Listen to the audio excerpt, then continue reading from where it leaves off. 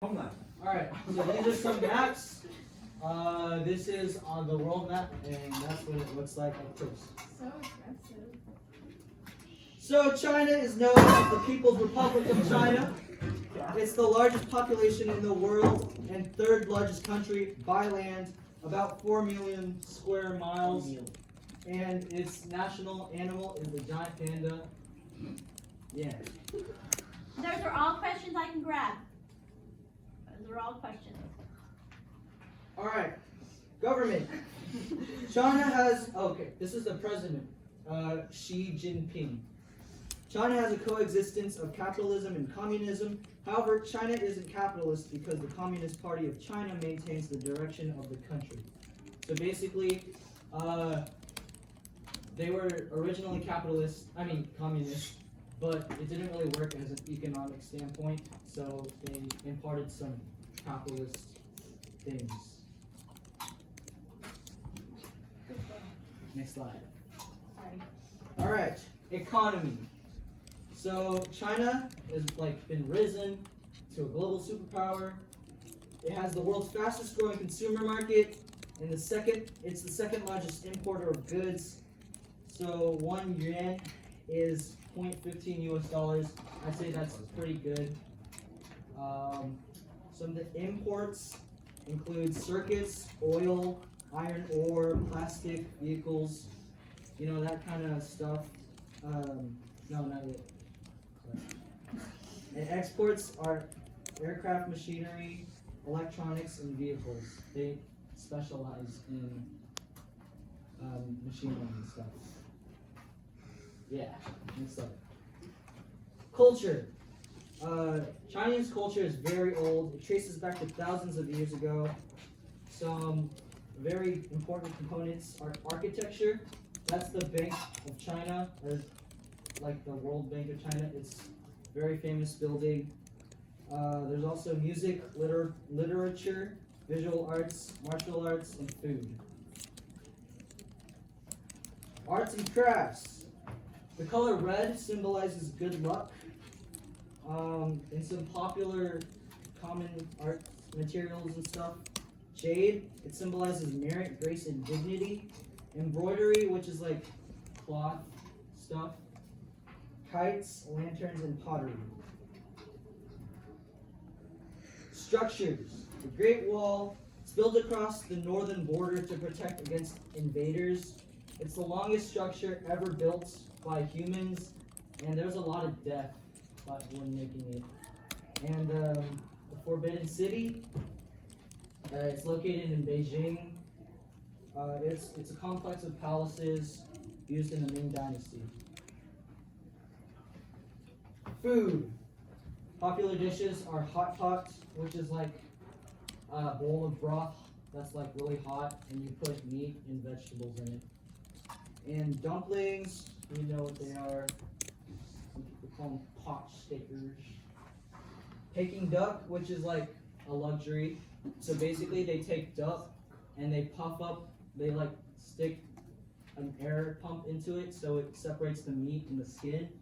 And that's how you get it really crispy. And they also like noodles and rice. Language. The official language is Mandarin. There are other recognized languages such as Cantonese, Huanese, Min dialect, Gan dialect, and Wu dialect. That's the, symbol chart. Alphabet.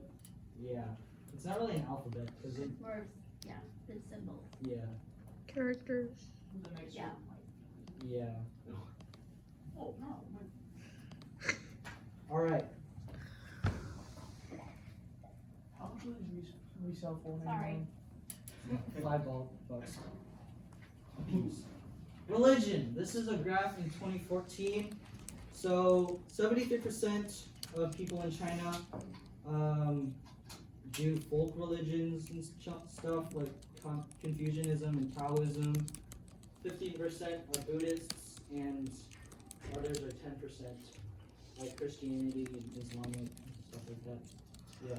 Have they banned the Dalai Lama from reincarnating? Yeah. No, they've been banned in the country. You can actually talk to Miranda about it. Yeah, I She'll talked. talk to you about it. She's actually Tibetan, even though she lives in China.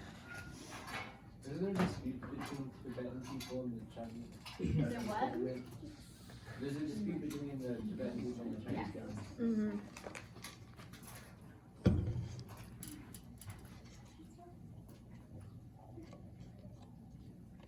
I'm sorry, Chris. You're You have good. to tell me if these sorry. people ask anything. So, environment. China's China's geography is very diverse. It's like the biggest or third biggest country, so there's a lot of land, which means there's a lot of different environments and geographic stuff. It includes mountains, grasslands, deserts, and plains. There's lots of rivers and forests. It gives China an abundance of food. Natural resources and physical environment. So they produce coal and oil. They have a lot of agricultural land, rivers for fishing, and a lot of mining land. Environmental challenges. Air pollution, soil and water contamination, and habitat destruction. And they're also the largest carbon footprint, I think, which is kind of sad.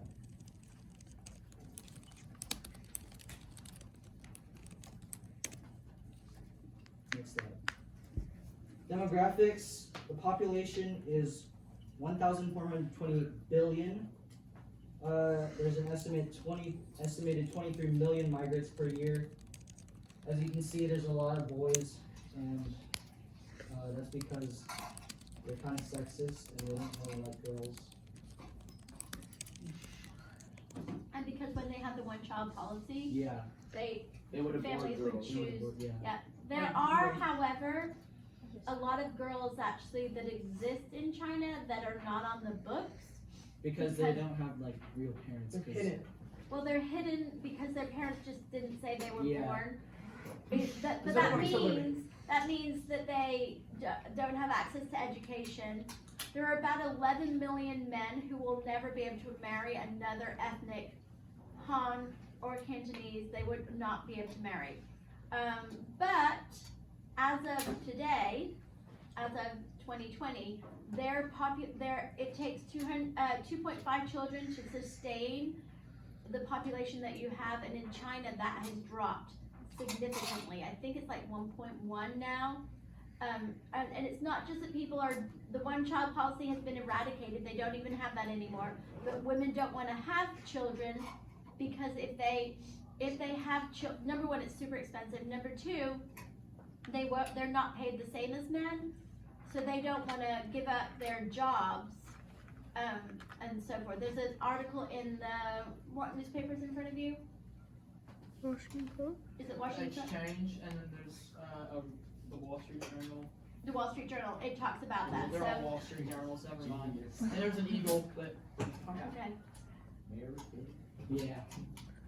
like the So eagle. there's like a lot of like girls that were born under the one-child rule that are like for adoption in America. Yeah, there are a lot of girls that were adopted out. I just ran on my face.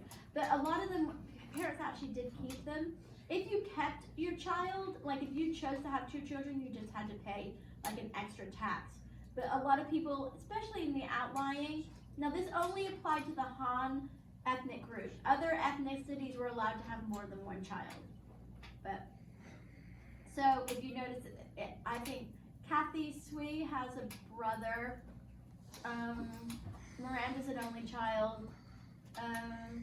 Gabe lives in Hong Kong, so doesn't count as much, but he has a sister.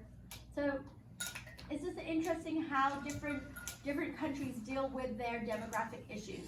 I can guarantee you that in the next couple of years, Europe will be dealing with it in a very creative way. And I actually think abortion is legal in all the European countries, but I wonder if abortion will eventually be illegal because they're not sustaining their own populations. So they're either going to make that illegal. They have it do it for Denmark days and like days where they're really asking people to try and have babies, but it's not. I mean, they Do it for actually Denmark they Day? do it for Denmark, and they actually have free like vacations for people to go away and have babies. But so China is Lebanon's gonna deal born. with issues. So they're treating people like they're stallion bulls so they can breed? Like they breed dogs? Jeez. Yeah. I don't think it's a good idea to breed a pug there. Honestly. All right. So that's but like China's probably gonna deal with some similar types of issues. I'm just saying like that's Yeah, you're. I Who mean, made a yeah, pug? to some degree, but maybe they'll deal with it by immigration. Do it for them. Because there are now more, like in France, there's a huge Muslim population. And in Greece too, right? Yeah, from where people have immigrated. So it's just something to think about. This is a big issue. China and India both dealt with it in different ways. Okay, sorry, Chris. Go ahead. All right. Essential question. I chose essential question number 1. So, how do the physical characteristics of the region affect the way humans live in it? China is very large, which means that there are lots of, physical and geographic characteristics, and it affects the way you live because depending on where you live, it affects how you make money. For example, if you live like in grasslands, you'd be farming, and if you lived in the big cities like Shanghai, then you'd be working for manufactured businesses. The other thing that deals with this too is how many time zones does China have? 7. one. It's all one. It's one. So if it's midnight in Beijing, It's 'cause that's midnight everywhere. that's the capital, it means it's midnight everywhere. If it's 8 o'clock in the morning in Beijing, it means it's 8 o'clock in the morning everywhere. But that deals with some weird things, right? So if it's midnight in Beijing Isn't and it like it's that in Russia too? No, Russia has like 11 time zones. they have